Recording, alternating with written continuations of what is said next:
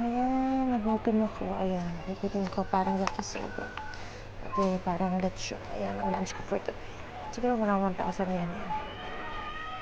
Ayan, for dito ito. Nilingin natin. Pwede pala kumain dito. Eh, parang yakisoba siya. Ayan, tignan natin. Sa grocery ko lang binalik ko. Sa park. Kain tayo. Kain tayo. Gutom na ako. 1,000 yan lang beses ko sa aking lunch day. Ano, for Divas and Rice Cafe. Ayan. Nag-lunch ako ngayon dito.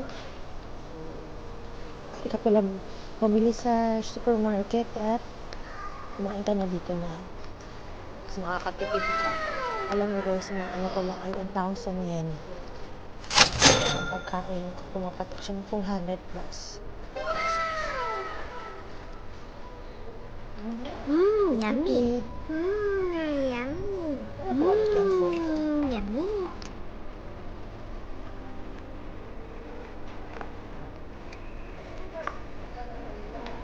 Oo, gusto ng budget.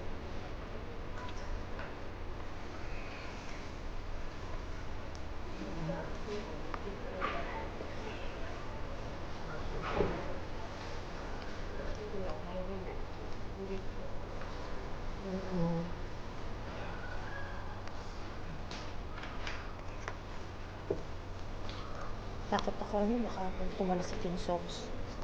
Yung sauce ng ano.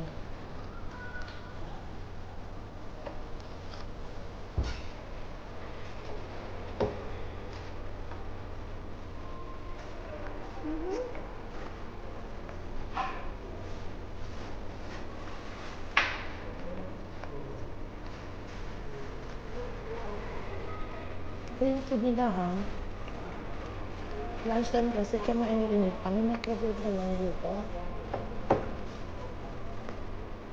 Ganun.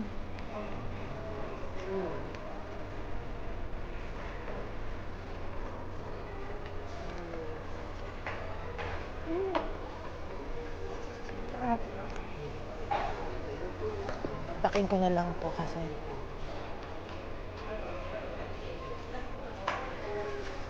tumatapon sa bag ko. Kung may mga lola at lola nandito. Sabay ako.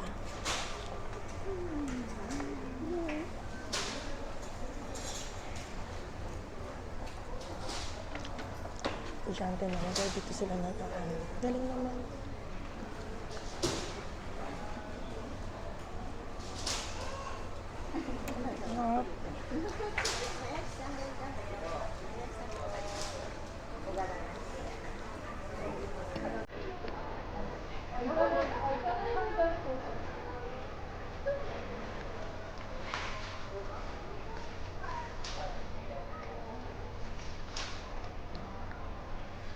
Sige na, kapag ako malaglag kasi sa bag ko.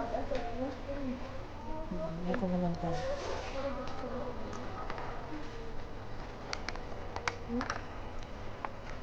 Ang ganda, natakalaki ng lalagyan. Kainit.